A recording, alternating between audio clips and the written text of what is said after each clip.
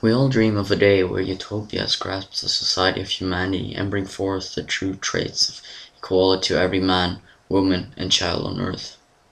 The Western culture, specifically the members of the European Union, have based their politics on welfare and the closest examples of utopia at present times. Through this welfare, the nation as a whole and the per capita who is part of the population receives somewhat of prosperity. However, there are devastating consequences to prosperity, and that is, of course, poverty.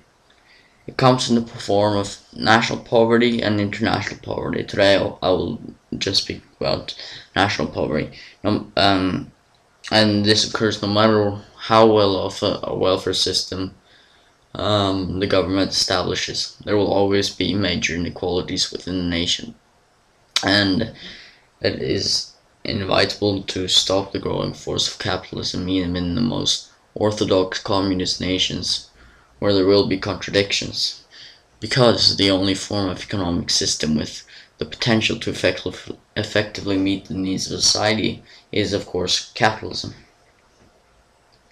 Now, a lot of people benefit from the system, but other people, specifically workers or the unemployed, fall behind and turn into followers, and they're not able to improve their lives greatly. And yeah, this inequality happens between the capitalists and the workers.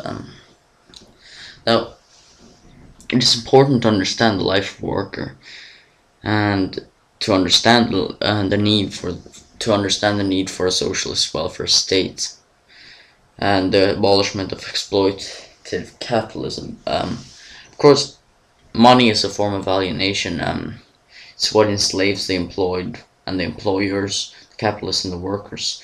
The capitalist is bound by his business and his constant need for prosperity, while the worker is bound to survival and the survival of his associates and family and friends. Now, many pupils describe welfare as an unnecessary factor for our society. We're not living to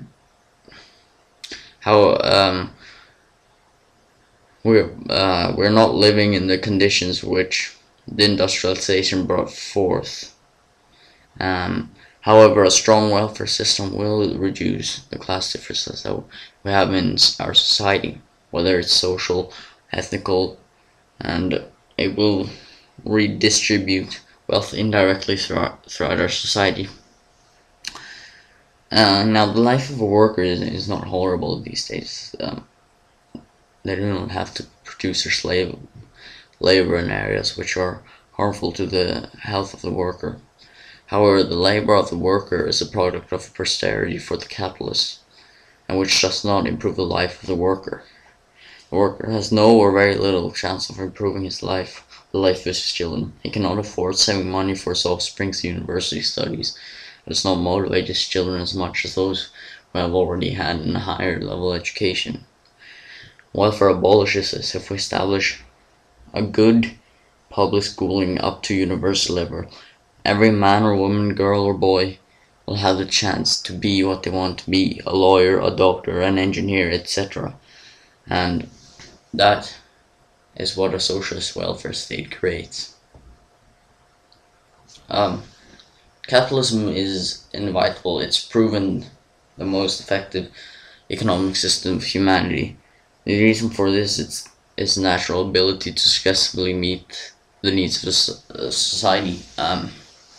Unlike a centralized economy or a feudal economic system, which are very fragile and have a very easy to break and fall apart.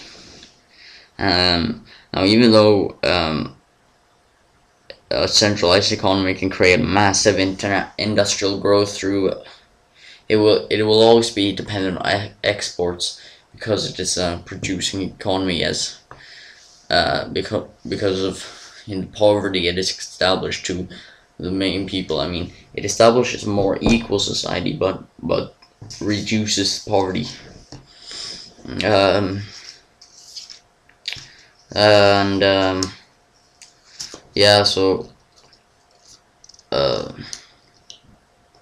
well, capitalism distributes and effectively balances the economy in most cases, which is why it's so successful. So there's no doubt that a society requires a capitalist economy in order to grow.